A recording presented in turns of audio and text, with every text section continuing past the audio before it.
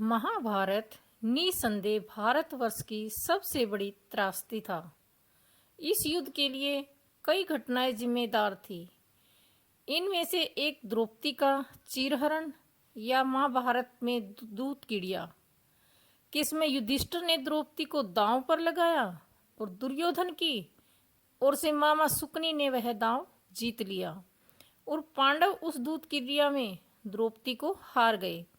द्रौपदी के आदेश पर दुशासन द्रौपदी को बालों से पकड़कर घसीटते हुए हस्तिनापुर की गुरु राज्य सभा में लाया।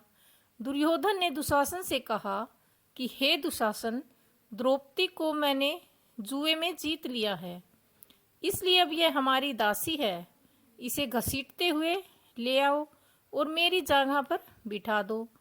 जब भरी गुरु सभा में द्रौपदी का अपमान हो रहा था, तब भीष्म पितामह, द्रोणाचार्य और विदुर जैसे न्यायकर्ता और महान लोग भी बैठे थे, लेकिन वे सिर्फ मुंह झुकाए और मौन थे।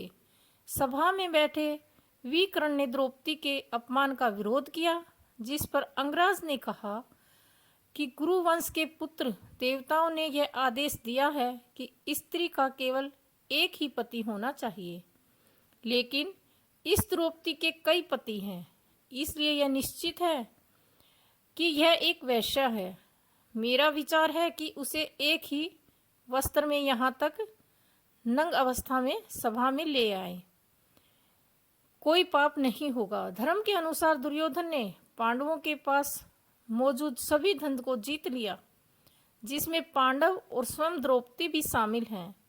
ये दुशासन पांडवों और द्रौपदी के वस्त्र उतार लो। यह सुनकर दुर्योधन ने द्रौपदी के वस्त्र उतारकर उसे नंग करने का आदेश दिया।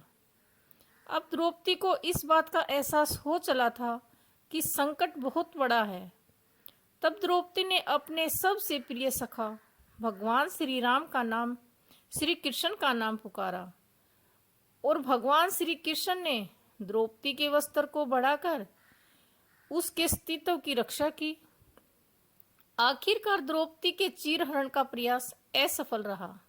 अपमान और क्रोध की अग्नि में जलती द्रौपदी ने श्राप से भयभीत कुरु राज्य सभा थर थर कांप उठी।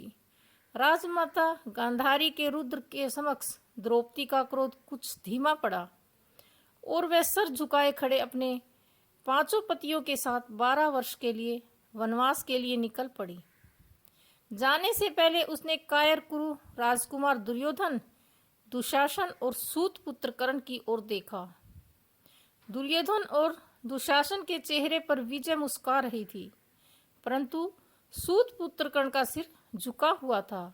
वनवास का यह 1 माह गुजर चुका, परंतु क्रोध और अपमान की ज्वाला में जलती द्रौपदी के अश्रु निरंतर बहते रहे। पांडव भोजन की व्यवस्था के लिए कहीं दूर वन में निकल चुके हैं।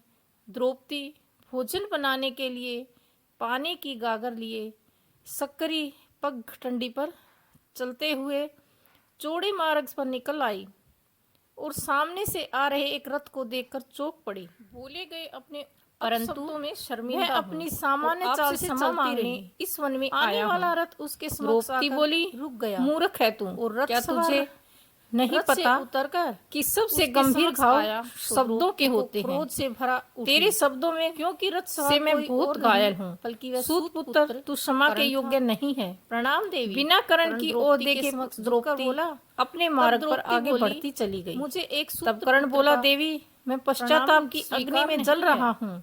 तू जिस जीवा से आपको अपशब्द कहे थे उसे काटकर भय नहीं है, आपके चरणों में रख देना चाहता हूँ। तुझे देखते ही कर्ण विकट स्वर में बोला। तब द्रौपदी बोली, मुझे वैसा करने वाले पापी, तुझे तेरी जीवा की मुझे तेरी जीवा की आवश्यकता नहीं है, किसी भी प्रकार मुझे तेरे प्राणों की आवश्यकता है। काट अपना शीश और रख दे इस मार्ग पर, ताकि मैं उसे ठोकर मारकर इस मार्ग से परे मैं तो एक नारी के प्रति सूत पुत्र का रक्त और शीश इस मार्ग को अपवित्र भी करेगा।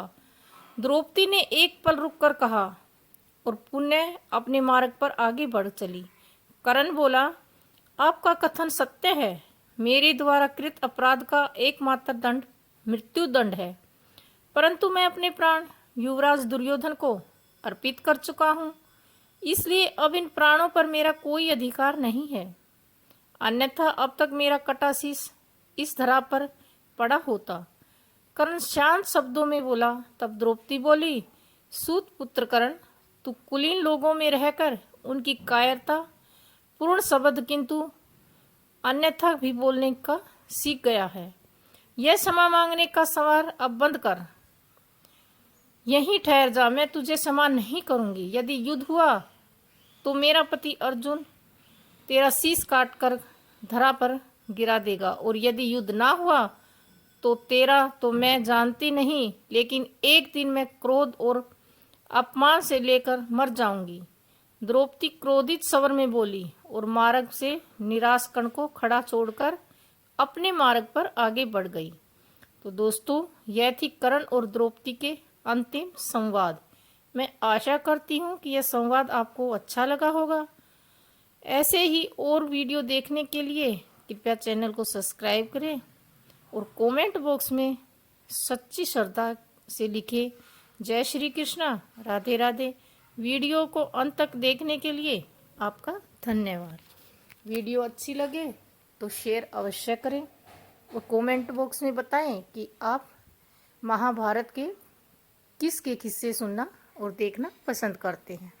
आज बस इतना ही। कल फिर किसी नई कहानी के साथ आपके साथ होंगी। तब तक के लिए सभी को नमस्कार।